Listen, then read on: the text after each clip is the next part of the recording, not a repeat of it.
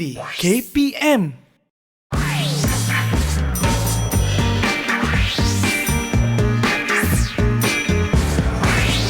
Didik TV KPM.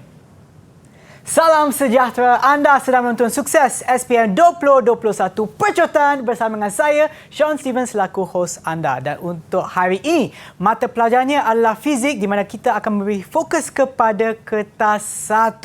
Dan mungkin anda akan cakap, fizik tu susahlah. Macam mana nak dapatkan markah maksimum untuk kertas fizik ni? Format dia macam mana? Jangan risau kerana hari ini kami akan kongsikan kepada anda format bagaimana anda boleh mendapatkan markah maksimum untuk kertas 1 fizik. Tapi sebelum tu, jom kita tengok siapakah guru penyampai untuk hari ini.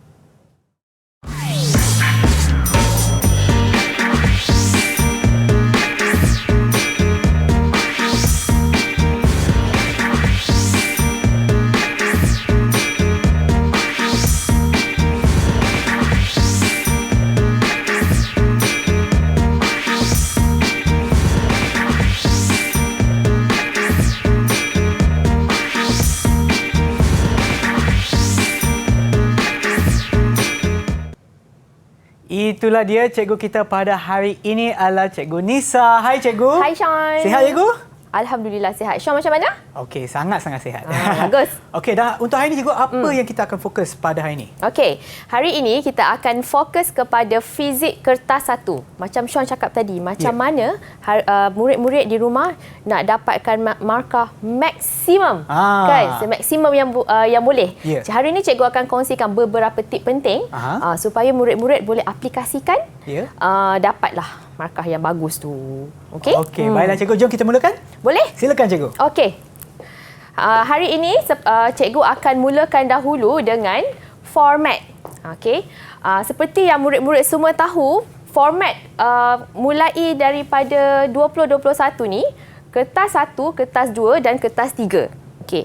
Tetapi kertas 3 ni sebenarnya sebenarnya kertas 3 ni murid-murid telah duduki pada 15 Februari yang lalu. Iaitu kertas amali dah selesai. Okey. Yang murid-murid perlu fokuskan adalah kepada kertas 1 dan juga kertas 2. Baik. Hari ini cikgu akan fokuskan kepada kertas 1 tetapi cikgu akan cerita sedikit tentang markah yang diperuntukkan untuk setiap bahagian. Kertas 1 40 markah, 40 soalan objektif, perlu murid-murid jawab dalam masa 1 jam 15 minit. Purata untuk satu soalan adalah 1.9 minit. Jadi jangan buat lebih daripada itu, kurang tak apa. Okey, untuk kertas 2 pula berbentuk soalan berbentuk objektif yang perlu murid-murid jawab dalam masa 2 jam 30 minit membawa 100 markah. Jadi jumlah keseluruhan markah ni adalah 155. Okey, kalau nak dibandingkan, ini kohort pertama, kohort baru tau Sean. Kalau nak dibandingkan dengan yang lama, format lama dengan format baru, masih lagi kekal 3 kertas. Cuma bezanya, dulu murid-murid yang ambil SPM sebelum ni, mereka akan duduki kertas ini pada hari yang sama. Pagi masuk sidang 1, kertas 1, rehat sekejap, sidang 2, kertas 2, sambung pula petang, kertas 3. Tapi murid-murid sekarang hanya fokuskan pada kertas 1, kertas 2 sebab kertas 3 ni dah selesai. Jadi itu adalah kelebihan. Okey, jadi tanpa membuang masa, jom kita tengok macam mana apakah bentuk soalan yang ada.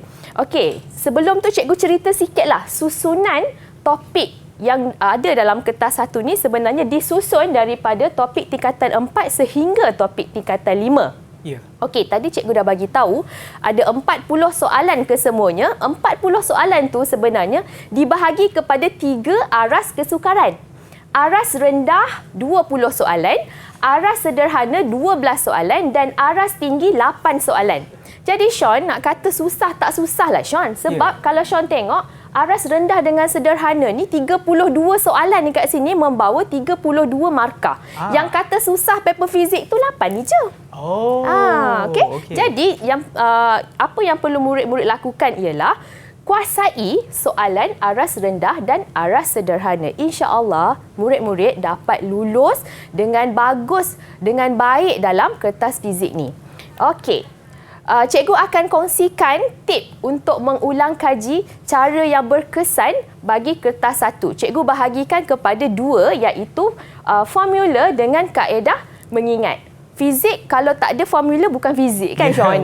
Fizik mesti nak kena ada formula. Jadi bagaimana murid-murid nak gunakan formula? Jadi cikgu akan beritahu dululah tentang kepentingan formula ni. Sebenarnya formula ni boleh membantu murid-murid untuk menyatakan definisi.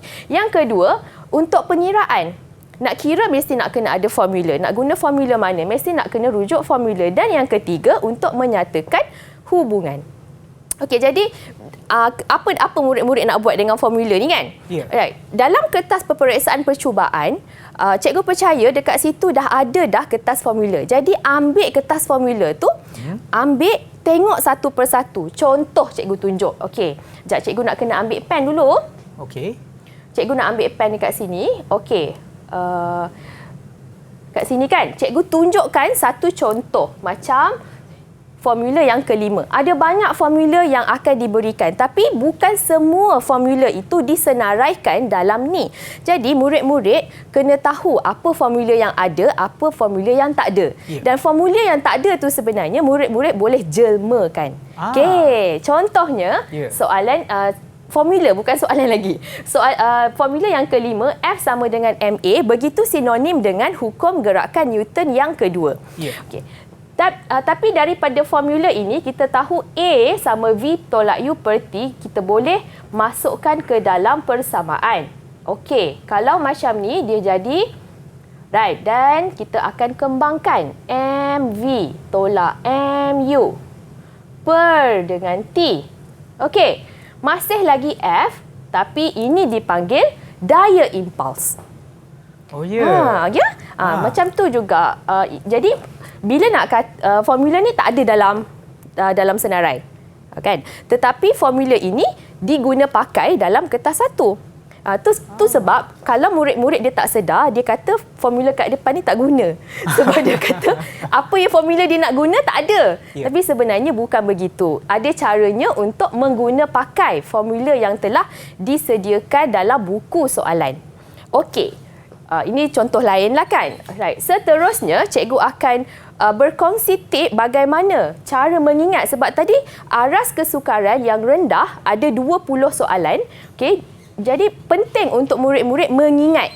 Mengingat apakah konsep teori yang ada. Jadi di sini cikgu kongsikan 4 sahajalah cara yang biasa kita gunakan untuk mengingat sesuatu. Kaedah cangking, mnemonik, memberi makna, ulang dan juga tulis. Okey.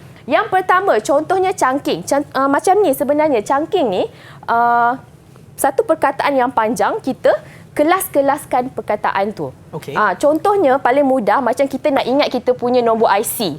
Kan panjang nombor IC kita. Tapi kita kelaskan kepada 4 nombor. Contohnya. Okay, begitu juga dengan cangking ni, kita boleh aplikasikan dalam mengingat definisi sesuatu konsep. Okey, contohnya cikgu bagi dekat sini ialah muatan haba tentu. Kalau tengok baca, muatan haba tentu ialah kuantiti haba yang diperlukan untuk menaikkan suhu sebanyak bla bla bla bla sampai dekat sini. Macam mana nak ingat kan? Jadi apa kata murid-murid cangking, bahagikan dia. Okey, macam ni, 4 perkataan. Untuk menaikkan suhu sebanyak mana? Sebanyak 1 darjah Celsius. Bagi jisim 1 kg bahan itu. Okey, ini dah bahagi kepada 4 bahagian. Jadi murid-murid bahagikan kepada 4 bahagian untuk mengingat. Sambil membahagi kepada 4 bahagian, bandingkan dengan formula. Formula bagi muatan haba tentu. C sama Q per M del theta. Apa dia? Kalau murid-murid tengok, untuk menyatakan definisi, tengok Q. Q ialah haba. Kuantiti haba yang diperlukan, that is Q. M del theta, untuk menaikkan suhu, del theta. Sebanyak mana nak naikkan suhu? Sebanyak 1 darjah Celsius. Jisim dia M. Banyak mana jisim tu? 1 kg. Itu adalah satu cara untuk murid-murid mengingat definisi bagi sesuatu konsep ataupun hukum ataupun teori. Ini adalah kaedah cangking. Wow. Okey. Kemudian kaedah kedua dikenali sebagai mnemonik. Kalau tengok ini, cikgu bagi contoh yang selalu cikgu guna untuk mengingat turutan bagi gelombang elektromagnet. Kalau kita tengok sinar gamma, sinar X, bla bla bla sampai dekat gelombang radio. Susah nak ingat. Jadi kita buat satu ayat mudah untuk kita ingat, iaitu guna makeup X untuk nampak merah menyala raw. Jadi kita gunakan macam tu. G untuk gamma, X untuk sinar X, U untuk ultra ungu, nampak ni untuk cahaya nampak, inframerah untuk merah, gelombang mikro ni diwakili oleh menyala dan radio diwakili oleh raw tadi. So ini adalah cara kedua untuk mengingat dengan lebih mudah yang dipanggil kaedah mnemonik. Okey. Kemudian makna. Maksudnya dekat sini daripada satu-satu simbol murid memberi makna sendiri. Okey, contohnya macam nak ingat transistor. Transistor ada dua, transistor NPN dan transistor PNP. Lepas tu kita tengok NPN ni anak panah keluar. PNP anak panah masuk. Tapi bila selalu kita confuse NPN, keluar ke masuk anak panah dia? PNP, keluar ke masuk anak dia selalu kan? Okey. Jadi apa kata kita beri sendiri makna kepada simbol ini. Okey, contohnya kalau cikgu selalu ingat apa yang di tengah. Okey, apa yang di tengah? Yang pertama kita ambil yang ni lah, P. Okey. P ni keluar. Cikgu nak pinjam logat utara sikit. P mana selalu? P keluar. Itu maksudnya kita memberi makna kepada simbol itu, memberi makna kita sendiri. P keluar. Okey. Kalau N, nah masuk. Jadi kita sendiri memberi makna kepada sesuatu simbol itu sendiri. Kita sendirilah yang faham. Tapi mesti kita kena tahulah makna sebenarnya apa benda di sebalik PNP dan NPN tu kan. Okey, mestilah kita tahu di mana tapak pengumpul B dan E. Ini hanya untuk kaedah mengingat. Macam mana kita nak ingat anak panah mana yang masuk, anak panah mana yang keluar, iaitu dengan memberi makna kepada sesuatu simbol itu. Okey. Kemudian kaedah terakhir yang mesti murid-murid buat, tadi cikgu dah kongsikan. Yang pertama tadi chunking, yang kedua mnemonik dan memberi makna. Jadi murid-murid kena praktiskan dengan mengulang dan tulis. Kalau tak praktiskan dengan mengulang dan tulis, tak boleh ingat dan tak boleh tahu bagaimana untuk mempraktikkan apa kaedah mengingat yang telah cikgu kongsikan tadi. Okey. Baiklah cikgu, terima kasih atas perkongsian cikgu tadi dengan format serta bagaimana kita dapat mengingat sesuatu formula ataupun sesuatu ayat yang perlu kita ingatlah untuk peperiksaan nanti. Tapi sebelum kita teruskan, apa kata kita rehat seketika dan kembali semula ke Sukses SPM 2021 Pecutan. Didik TV KPM. Didik TV KPM. Kembali menonton Sukses SPM 2021 Pecutan, di mana hari ini kita akan memberikan tumpuan kepada fizik kertas 1. Dan sekarang adalah untuk soalan aras rendah. Silakan cikgu. Okey, cikgu akan teruskan dengan soalan aras rendah. Seperti yang cikgu dah maklumkan sebelum ini, ada 20 soalan dalam aras rendah yang perlu murid-murid kuasai supaya sekurang-kurangnya murid-murid boleh lulus dalam kertas ni. Okey, soalan aras rendah terdiri daripada soalan untuk mengingat dan memahami. Mengingat dan memahami apa? Fakta, konsep, teori, prinsip dan hukum. Okey, jom kita tengok soalan contoh yang pertama. Antara berikut yang manakah kuantiti asas? Okey, mudah untuk mengingat ni dengan cara, kan cikgu dah highlight ni kan, warna merah, PJ Mas. Ada 7 kuantiti asas dalam fizik ni. Okey. So jadi cara untuk mengingatnya adalah PJ Mas. Apa dia PJ Mas? P untuk panjang, unit M. J untuk jisim, unit kg. M untuk masa, unit dia saat. S, A untuk arus, unit dia ampere. Suhu mutlak iaitu Kelvin. Keamatan berluminositi, kandela. CD, kuantiti bahan mol. Okay, kalau nak ingat semua susah nak ingat, jadi ingat sahaja PJ Mas. Okey, kalau tengok daripada sini, ABC tak ada kecuali keamatan berluminositi. Jadi itulah jawapan dia, mengingat. Ini satu contoh soalan mengingat. Memang dia telah disusun. Soalan satu adalah tentang kuantiti fizik. Sama ada kuantiti asas, kuantiti terbitan, boleh jadi kuantiti vektor. Okey, soalan contoh yang kedua, cikgu bawakan juga soalan yang lebih kurang macam tadi, Sean. Okay, antara berikut yang manakah kuantiti asas dan unit SI yang betul? Kalau tengok, semua ABCD merupakan kuantiti asas. PJ Mas tadi. Tapi yang berbeza adalah unit. Okey, tadi jisim kg. Tak betul. Arus tadi A sahaja. Tak ada M. Tak betul juga. Masa dalam saat. H bukan. So, jawapan dia ialah suhu. Masih lagi mengingat. Okey, ingat. Alright, kita sekarang tengok soalan contoh yang ketiga. Graf. Tentang graf. Graf manakah mewakili hubungan yang berkadar songsang? Okey, jadi kat sini satu lagi cara, bila baca soalan, terus highlight pada kata kunci yang diberikan. Berkadar songsang. Kalau tengok A, cikgu dah tuliskan tip di sini. A itu adalah untuk graf berkadar terus. B, bentuknya begitu, adalah untuk berkadar songsang. C, selalu murid salah faham, dia ambil C ni sebagai berkadar songsang.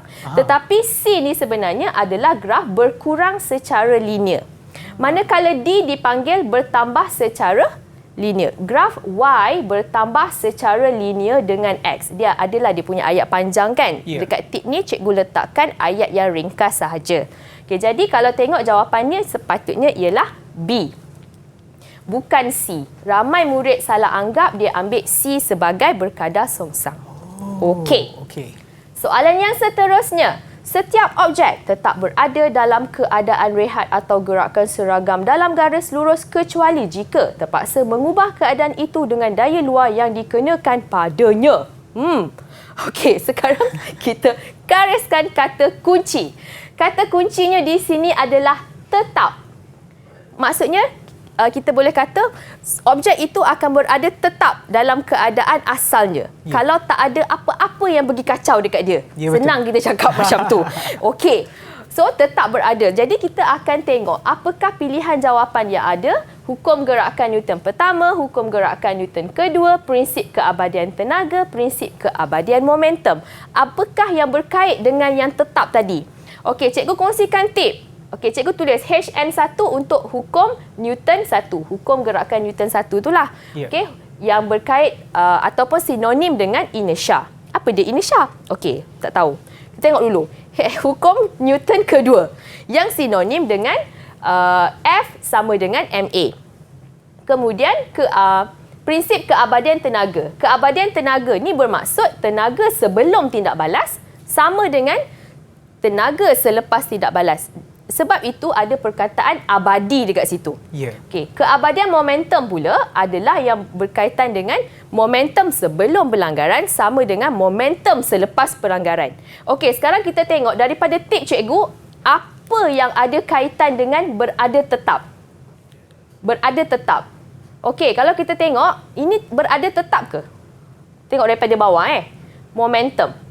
Tak berada tetap. Keabadian tenaga tidak berada tetap juga. Hukum gerakan Newton kedua pun tidak berada tetap. Okey, kerana yang dinyatakan tadi adalah hukum gerakan Newton pertama yang sinonim dengan inersia. Apa dia inersia? Inilah dia. Inilah dia inersia. Inilah dia pernyataan yang berkait dengan hukum Newton pertama. Okey, itu adalah satu cara untuk mengenal pasti jawapan.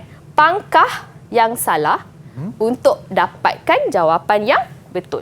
Okey. Kita tengok soalan contoh kelima dari tajuk kegravitian. Rajah menunjukkan luas yang dicakup dalam masa yang sama di kawasan PQR dan XYZ bagi suatu planet yang berputar mengelilingi matahari. Antara berikut yang manakah benar tentang luas PQR dan XYZ?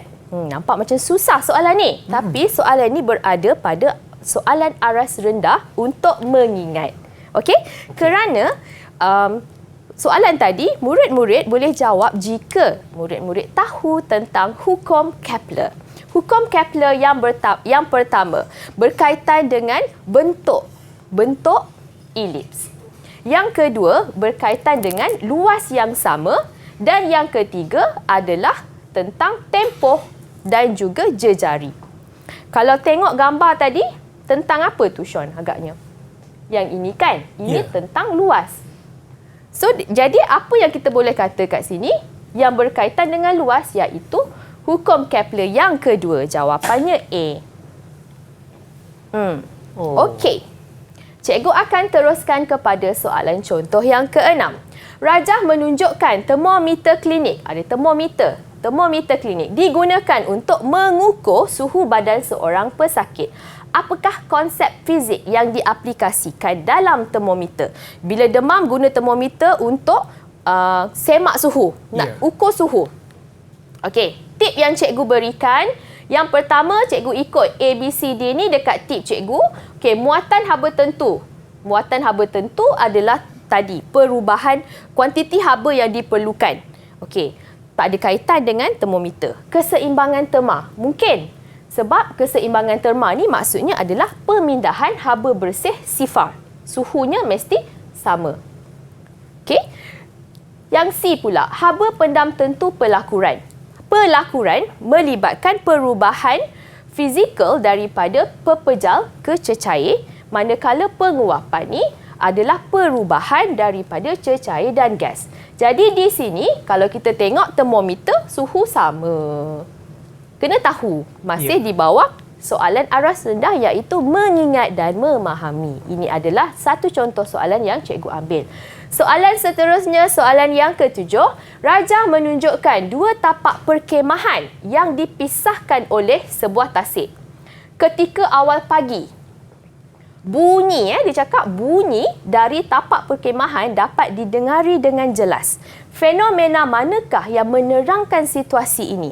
Kalau kita tengok dekat sini, dia ada cakap tentang awal pagi dan juga tentang bunyi. Maksudnya ini adalah berkaitan dengan gelombang bunyi. Okey. Awal pagi. Dia nak cakap dekat sini ada perbezaan ketumpatan udara. Jadi, kita tengok tip. Tengok, ada tak berkaitan dengan pantulan? Pantulan ni ada perubahan arah perubahan arah sebab ada penghalang. Okey. Macam tadi tak ada penghalang. Okey. Kemudian kita tengok pembiasan, ubah arah yang disebabkan oleh halaju. Okey. Interference adalah superposisi dua gelombang, manakala pembelauan ialah penyebaran gelombang. Kalau kita tak payah tengok dengan lebih lanjut pun kita dah boleh dapat jawapan dah sebenarnya. Kalau tengok tadi soalannya adalah berkaitan dengan gelombang bunyi yang berbeza ketumpatan. Jadi memang terus kita dapat jawapannya pembiasan. Sebab tak ada kaitan langsung dengan pantulan dan ini tak ada superposisi dua gelombang dan tiada pembelauan juga. Okey? Jadi dia ialah soalan ni ialah pembiasan gelombang jawapan dia. Okey, kemudian kita pergi kepada soalan contoh yang ke-8. Antara fenomena berikut manakah menunjukkan daya dalam keseimbangan? Jadi dekat sini murid-murid kena tahu. Murid-murid kena tahu apakah yang dimaksudkan dengan daya dalam keseimbangan. Cikgu kongsikan tip iaitu daya dalam keseimbangan ini maksudnya daya paduannya sifar.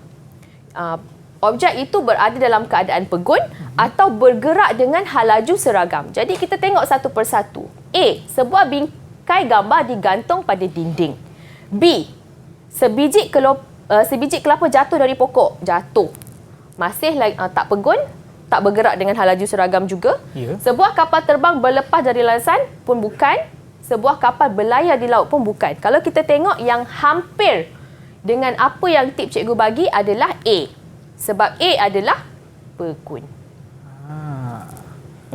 Okey. Soalan contoh yang ke-9. Alat manakah berasaskan prinsip Pascal? Okey, prinsip-prinsip ni murid-murid kena tahu kan. Jadi senang kita nak tengok dekat sini adalah aplikasi yang sinonim dengan sesuatu prinsip. Enjin jet kan? Enjin jet. Okey, enjin jet ni sinonim dengan prinsip keabadian momentum. Hidrometer dan juga belon udara panas memang tak lari daripada daya apungan, iaitu prinsip Archimedes.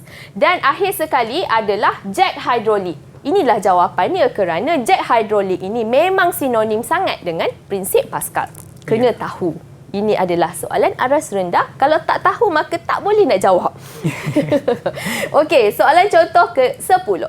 Graf menunjukkan hubungan antara beza keupayaan, yang ini V, dengan arus, yang ini I, bagi 4 konduktor berlainan iaitu J, K, L dan M. Konduktor manakah mempunyai rintangan paling tinggi? Okey, kalau tengok dekat sini, kecerunan graf adalah bersamaan dengan rintangan.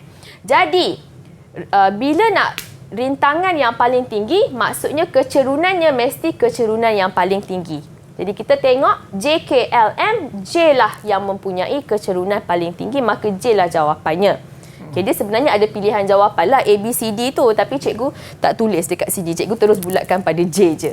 Okey, soalan contoh yang ke-11. Rajah menunjukkan petua tangan kiri Fleming. Jari telunjuk mewakili apa?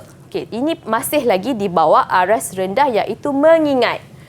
Selalu kalau kita tanya, Daddy, anak mana? Oh, iyalah. Daya, medan magnet dan arus. Daddy, anak mana? Okey. Jadi kat sini teruslah kita boleh jawab jawapan dia. Dan magnet diwakili oleh jari telunjuk. Okey. Kita sampai kepada soalan yang ke-12. Rajah menunjukkan satu tindak balas nukleus. Tindak balas tersebut ialah, ni apa tindak balas ni kan? Okey, tips dekat sini adalah pelakuran. Pelakuran ni murid-murid kena tahu, nukleus ringan jadi berat. Pembelahan yang berat jadi ringan.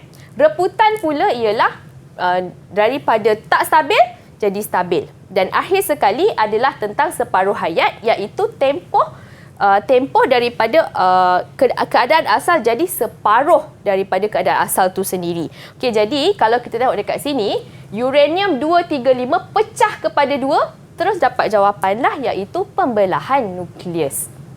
Okay. Gitu Sean. 12 soalan cikgu kongsikan untuk aras rendah ni. Dan dengan tips dan juga panduan yang diberikan oleh cikgu, harap kita ataupun anda semua yang akan menduduki SPM nanti untuk kertas 1 bagi fizik, anda akan dapat maksimum ataupun markah maksimum bagi kertas 1 bagi soalan aras rendah. Kita akan berehat seketika dan kembali semula ke Sukses SPM 2021 Pecutan. Didik TV KPM. Didik TV KPM. Anda sedang menonton Sukses SPM 2021 Pecutan, dan untuk hari ini adalah mata pelajaran fizik kertas 1, dan untuk segmen ini kami akan memberikan tumpuan kepada soalan aras sederhana. Baiklah cikgu, silakan. Baik. Cikgu akan teruskan dengan soalan aras sederhana. Dan soalan ini adalah berkaitan dengan soalan mengaplikasi pengetahuan secara kualitatif dan kuantitatif. Dalam bahasa mudah, kualitatif mengaplikasi pengetahuan dalam bentuk perkataan. Manakala kuantitatif pula adalah mengaplikasi pengetahuan dalam bentuk nombor. Baik. Okey, kita tengok contoh soalan. Berdasarkan graf halaju masa, berapakah sesaran kereta dalam masa 14 saat? 14 saat dekat sini. Okey, murid-murid kena tahu bahawa untuk graf halaju masa, luas di bawah graf adalah bersamaan dengan sesaran.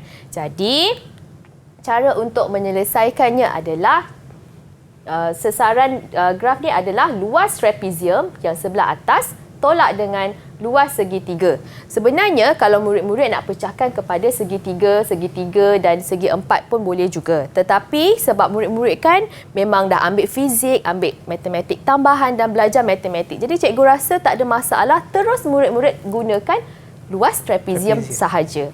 Okey, jadi luas trapezium tolak dengan luas segitiga, maka murid-murid akan dapatlah 80 meter dekat sini.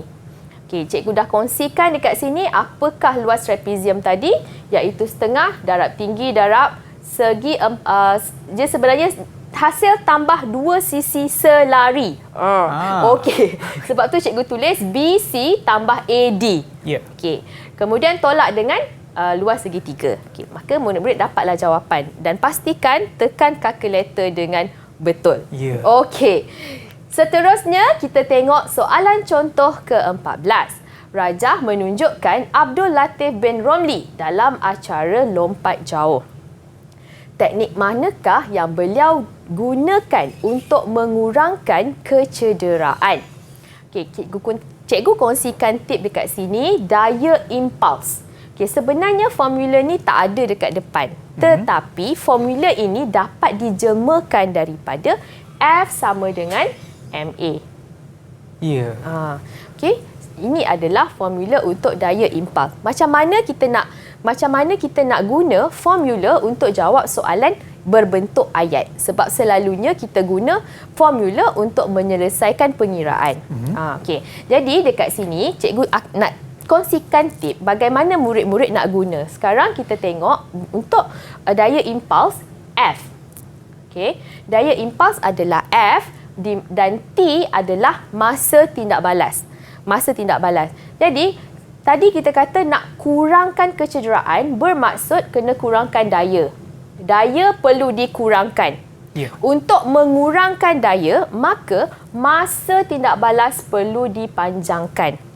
Okay, ini adalah satu aplikasi dalam daya impuls. Satu lagi contoh lain yang cikgu boleh beri adalah penggunaan airbag. Airbag dalam kereta kan? Ya. Okey. Kalau airbag dalam kereta nak kurangkan kecederaan, kena panjangkan masa tindak balas. Airbag ni tadi akan memanjangkan masa tindak balas. Jadi ambil masa sebelum driver kena dekat steering kereta. Ya. Okey. Jadi jawapan dekat sini kita tengok satu persatu, yang manakah satu yang boleh memanjangkan masa tindak balas? Mendarat dengan satu kaki. Boleh ke? Tak Mendarat dengan meluruskan kaki. Tak boleh juga. C. Menegakkan badan ketika mendarat. D. Membengkokkan lutut ketika mendarat. Okay, jawapannya ialah D. Membengkokkan lutut ketika mendarat, sebab membengkokkan lutut ni memanjangkan masa hentakan tadi. Ya, betul. Okey. Seterusnya, soalan contoh ke-15. Daripada tajuk kegravitian, Rajah menunjukkan sebiji bola besi berjisim 0.2 kg diikat pada hujung tali yang diputarkan secara mengufuk oleh seorang murid. Jejari bulatan, yang ini adalah R, ialah 0.5 meter. Jika jejari berbola besi itu berputar dengan kelajuan mala 4 meter sesaat, hitungkan daya memusat F juga. Ada banyak F. Okey, tadi jisim M. Okey, apa yang cikgu tunjukkan adalah bagaimana murid-murid boleh mengenal pasti kata kunci dalam soalan yang diberikan. Okey, kita tengok bagaimana cara untuk menyelesaikan soalan ni tadi. Okey, F sama dengan MV kuasa 2 per R. Mana cikgu dapat formula ni? Formula ni ada dekat buku soalan. Jadi murid-murid boleh rujuk dekat buku soalan. Ya. Buku soalan nanti ada formula, so tengok dekat depan. Sebab itu sangat penting murid-murid kena tengok secara keseluruhan. Apakah formula yang diberikan dalam buku soalan, apa formula yang tak ada. Ya. Okay, kalau kamu tak pernah tengok soalan formula kat depan, kamu cuma tahu, oh ada formula, tak apalah nanti guna. Tapi bila sampai hari kejadian, tengok-tengok, kenapa tak ada formula? Cikgu kata ada formula. Itu yang kata formula kat depan tak guna. Jangan kata macam tu. Sebenarnya, murid-murid yang salah kalau tak pergi tengok. Jadi murid-murid kena pergi tengok formula apa yang ada, formula apa yang tak ada, dan kena tahu apakah maksud bagi setiap simbol. Baik, cikgu teruskan dengan penggantian. Hanya gantikan sahaja nilai-nilai yang telah kita dapat tadi dalam soalan, masukkan sahaja dalam formula yang betul, tekan kalkulator dan dapatlah 6.4 Newton. Oh. Okey? Okey. Seterusnya, soalan contoh 16. Gas yang berada di dalam bekas tertutup mempunyai tekanan 125 kPa, kilopascal. Tekanan ini simbolnya P. Pada suhu 30 darjah Celsius, yang ini adalah T. Tentukan suhu gas, T lagi. Ni T, ni P. Di dalam bekas itu jika tekanannya meningkat kepada 201 kPa. Okey, sekali imbas baca ada dua tekanan, ada dua suhu.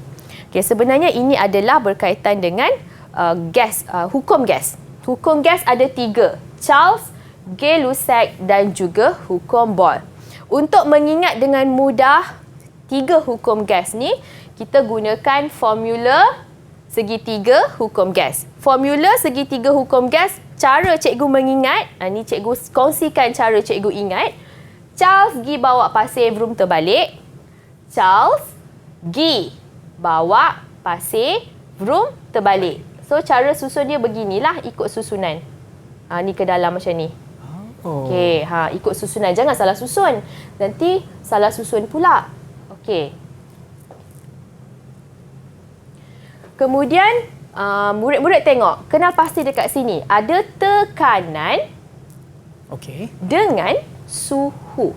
Maka inilah formula yang perlu murid-murid gunakan. Kalau soalan tanya apakah hukum yang terlibat, maka hukum tu tadi adalah hukum ini kan? Ini kan? Hukum Gay-Lussac. Okey. Okey? Ya. Alright. Sekarang kita tengok bagaimana untuk menyelesaikan soalan ini. Okey, bila tengok soalan ni tadi, ini adalah maklumat yang telah didapati daripada soalan. Cikgu sarankan untuk murid-murid tulis semula maklumat-maklumat tu. Okey, jadi sebab ada 2 tekanan, ada 2 suhu, maka kita akan guna P1, T1, P2, T2 untuk mewakili setiap simbol tadi. Kemudian cikgu nak bawa murid-murid tengok kepada suhu. Okey, suhu di sini dalam darjah Celsius. Tetapi disebabkan ini adalah hukum gas, maka kita kena tukar kepada unit Kelvin. Okey, bila hukum gas kena tukar kepada unit Kelvin. Di sinilah selalu kesalahan yang murid-murid lakukan. Tidak menukar unit daripada darjah Celsius kepada Kelvin. Untuk tukar unit, tambahkan dengan 273 untuk yang ini untuk dapatkan kita kata suhu mutlak. Okey. Jadi bila dah dapat maklumat ni, gantikan ke dalam persamaan tadi.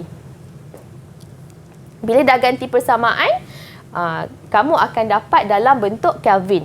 Bila tengok jawapan dalam unit darjah Celsius. Jangan lupa untuk tukar semula daripada Kelvin kepada darjah Celsius dengan tolak semula 273. Tadi tambah sebab daripada darjah Celsius kepada Kelvin. Sekarang nak tukar daripada Kelvin ke darjah Celsius, tolakkan. Jadi murid-murid akan dapat jawapan 214 darjah Celsius ni. Okey. Seterusnya, kita pergi kepada soalan contoh 17.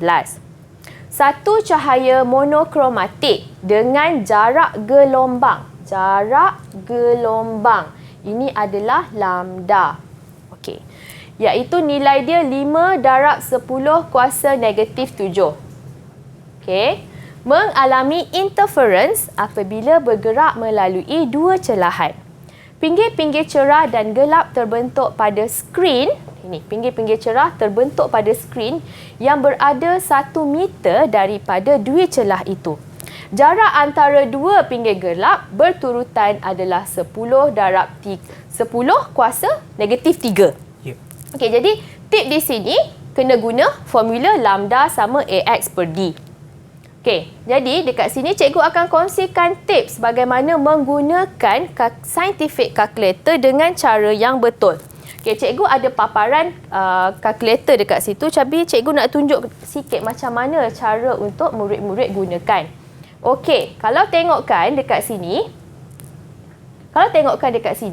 okey, 5 darab 10 kuasa negatif 7. Selalu murid-murid buat kesalahan dekat sini sebab tak guna macam cikgu punya paparan. Okey, sebab murid-murid selalu tekan darab. Okey, jadi sekarang cikgu nak tunjuk macam mana cara yang betul. 5, guna perkataan EXP. Okey, sebab kalkulator ada beberapa jenis. Ada kalkulator yang memang dia guna EXP ataupun dalam paparan yang sebelah lagi tu dia guna 10 kuasa negatif darab 10 kuasa X. Okey, ataupun dia guna tadi. Okey, kejap ya. Alright. Cikgu, boleh tak tolong alihkan kalkulator ke tengah sikit sebab takut sini. nanti murid kat rumah tu tak nampak. Okey, cikgu tekan kat sini boleh? Baik. Okey, sebab cikgu nak tengok nombor ni juga. Macam ni boleh? Boleh. Okey. Jadi kita akan masukkan satu persatu. 5 darab 10 kuasa negatif 7. Okey. Lepas tu tutup. Lepas tu darab 1. Darablah 1. Darab 1. Darab 1. Tak tulis pun tak apa sebenarnya. Okey, bahagi. Lepas tu tutup. Cikgu nak bahagi. Tekan dulu ni lah ya. Okey. Macam ni kan? Okey, lepas tu bahagi 10 darab kuasa 10. Yang ni, tekan terus ni. Okey. Cikgu tulis macam mana ni? 10. Okey, sorry. Darab negatif 3. Okey. Lain jawapan dia. Okey, apa yang cikgu nak tunjukkan dekat sini adalah 5 darab 10, yang ini kan. Cikgu nak tunjuk dekat murid-murid adalah untuk menekan kuasa. Untuk menekan kuasa ni, murid-murid tak perlu tekan darab 10. Apa yang cikgu nak cakap dekat sini adalah murid-murid tak perlu tekan darab 10. Okey, murid-murid tak perlu tekan darab 10. Macam ni. Jangan tekan macam ni. Cikgu nak tekankan. Jangan tekan macam ni. Yang ni salah. Cikgu nak cakap, yang ni salah, tak betul. Cara tekan dia ialah terus tekan pada nombor yang cikgu telah tunjukkan tadi. Itu cara dia. Sebab pada kalkulator saintifik tu memang ada butang khas. Betul. Itu yang cikgu nak kongsikan. Jadi cikgu nak tekankan bahawa murid-murid kena guna terus apa butang khas yang telah ada. Jangan guna tekan satu persatu darab 10 kuasa tu. Nanti itu itu sebenarnya yang cikgu nak kongsikan hari ini. Jadi bila dah guna kalkulator tu dengan betul, murid-murid akan dapat jawapan seperti yang tertera pada skrin cikgu, iaitu 5 darab 10 kuasa negatif 4. Okey, terima kasih cikgu. Dan dengan itu anda semua boleh dapat markah maksimum bagi soalan aras sederhana. Dan sekarang ni kita akan berehat seketika dan kembali semula ke Sukses SPM 2021 Pejotan. Didik TV KPM. Didik TV KPM. Kembali semula menonton Sukses SPM 2021 Pejotan, di mana hari ini kita akan memberikan tumpuan kepada fizik kertas 1 dan sekarang ni kita akan berikan tumpuan ataupun fokus kepada soalan aras tinggi. Kepada mereka yang rasa-rasanya memang macam susah sikit kan, tak apa, dengan bantuan Cikgu Nisa anda bolehlah dapat soalan bukan soalan tetapi markah maksimum bagi soalan aras tinggi. Baiklah cikgu, silakan. Cikgu akan teruskan kepada beberapa contoh soalan aras tinggi. Okey, apa yang ada dalam soalan aras tinggi yang murid kata susah sangat fizik ni, ada 8 soalan je yang susah tu. 8 soalan sahaja, soalan susah dalam kertas fizik. Okey, untuk murid-murid yang nak skor A, kat sinilah selalunya murid-murid yang nak skor A ni dia akan betul-betul orang Kedah kata pulun. Pulun. Bukan pulut, pulun. Dia buat betul-betul lah. Dia buat sungguh-sungguh dekat bahagian sini. Okey, 8 soalan ni. Okey, soalan aras tinggi ni adalah soalan menganalisis untuk membina satu konsep fizik. Kita tengok contoh yang pertama. Rajah menunjukkan 3 susunan spring P, Q dan R. Semua spring yang digunakan adalah sama. Perbandingan bagi jumlah pemanjangan susunan spring P, Q dan R manakah yang betul apabila beban 400 gram digantung? Okey, cikgu kongsikan dulu pilihan jawapan. Dia ada Q lebih besar daripada R, lebih besar ni. Dia ada A, dia ada B. Di dalam susunan maksudnya yang daripada pemanjangan paling banyak kepada pemanjangan paling sikit. Okey. Jadi kita akan patah balik. Okey, patah balik dekat sini tadi. So kalau tengok dekat sini, kita tengok macam ni, tak tahu apa benda kita nak buat kan. Okey, sekarang kita tengok tip yang cikgu berikan, cikgu ambil daripada buku teks. Okey, daripada tajuk kekenyalan. Okey, sekarang kita tengok susunan spring ni boleh disusun secara sesiri ataupun selari.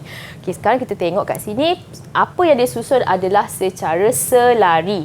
Jadi, sebab tadi soalan adalah berkaitan dengan pemanjangan, maka kita ambil yang ini. Untuk pemanjangan sistem spring. Okey. Jadi, kalau ada 2 spring, kita bagikan dengan 2 lah. Beban tadi, dia kata beban digantung 400 gram dikongsi oleh 2. Itu kata X bahagi dengan 2. Okey, maka kita tengok warna merah dulu. Okey, warna merah dulu. Lepas tu kita buat pula untuk Q. Kita kena buat satu persatu. Kalau tengok yang ni X per 2. Bawah ni X. Sebab dia ada satu je. Kita tambahkan, kita dapat 3X per 2. Baik. Kemudian kita buat untuk R. R ada 4 spring. Kita buat X per 4. Bawah ni ada 2 spring, maka X per 2. Kita tambahkan, kita dapat dekat sini 3X per 4. Tengok, 4. Yang ini 2. Yang ini 2. Macam mana kita nak bandingkan? Sebab tu kita kena tukar semua kepada nombor 4 ni. Pecahan dia. Jadi bila kita dah kira, kita susunlah. Kalau kita susun, kita tengok yang mana yang paling besar nombor dia? Q. Tengok nombor Q. Jawapannya A. Taklah susah sangat kan? Okey, soalan contoh ke-19. Selajah menunjukkan graf V melawan I untuk menentukan DGE dan rintangan dalam satu sel kering. Pasangan manakah yang benar? Okey, sekarang kita tengok, cikgu kongsikan tips. Murid-murid kena tahu bahawa ini kita nak analisis graf. Bandingkan aja dengan Y sama MX tambah C. Okey, ni cikgu dah kongsikan dekat sini. Dengan persamaan DGE ni, hubungan antara DGE dengan rintangan dalam. V sama dengan negatif IR, I tambah dengan ni epsilon. Simbol ni dipanggil epsilon. Jadi, untuk cut it short, apa yang cikgu boleh katakan, ini adalah pintasan Y sama dengan ini adalah DGE dan kecerunannya adalah rintangan dalam. Ini tengok kepada tip yang telah cikgu kongsikan tadi. Okey, jadi kita bandingkan dengan jawapan, maka kita dapatlah tadi DGE dekat pintasan ni, kecerunannya ialah rintangan dalam. Okey, jadi jawapannya adalah D. Okey. Dan sekarang adalah soalan yang terakhir. Ini adalah soalan yang terakhir. Okey, kalau kita tengok daripada tajuk elektronik, sebuah litar sistem penggera kebakaran ni. Okey, nak tahu apa ada dekat PQ, apa dekat RS, TV dengan YZ. So diberikan dekat sini satu contoh pilihan. Okey, cikgu kongsikan tip. Kalau kita tengok tip daripada buku teks tadi, yang paling sesuai kita letak dekat PQ ni termistor. Dekat sini sejenis rintangan, perintang. Lepas tu YZ, yang inilah. Kemudian TV. Kan? Apa benda kat sini? Ni transistor. Okay, jadi kita bandingkan, kalau kita tengok tadi, tengok yang ini confirm PQ. Yang ni dah salah. Tengok nombor 2 salah. Pangkah.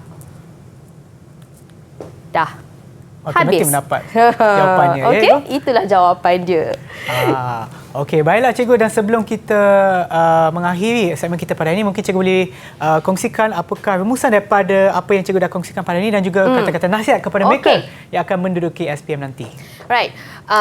Apa yang cikgu akan imbas kembali sedikit apa yang telah kita pelajari. Kita telah tengok format, kita telah tengok soalan aras rendah, aras sederhana dan juga aras tinggi. Apa yang boleh cikgu nasihatkan kepada semua murid di rumah untuk calon-calon SPM 2021, janganlah terlalu kamu tengok kepada yang susah sehingga kamu lupakan yang senang. Dalam peribahasa tu, apa orang cakap? Yang dikendong berciciran, yang dikejar tak dapat. Terbalik cikgu cakap. Yang dikejar tak dapat, yang dikendong berciciran. Gitu. Okey. Yeah. Jadi tengok yang senang tu, fokuskan yang senang, dah dapat yang senang dan pergi kepada soalan yang susah. Jadi cikgu doakan semua calon SPM 2021 yang menonton hari ini dapat result yang bagus, dapat keputusan yang bagus nanti dan dapat menjawab dengan lebih yakin. Okey? Cikgu tutupkan dengan di mana ada kemahuan, di situ ada jalan. Okey, baik, cikgu. Terima kasih Cikgu Nisa dan juga kepada mereka yang menonton sekarang. Harap panduan dan juga tips dan juga teknik menjawab yang dikongsi oleh cikgu pada hari ini akan anda gunakan nanti apabila menjawab soalan pada apabila anda menduduki SPM pada bulan Mac nanti. Dan semoga berjaya kepada anda semua dan kita akan berjumpa lagi di episod yang seterusnya.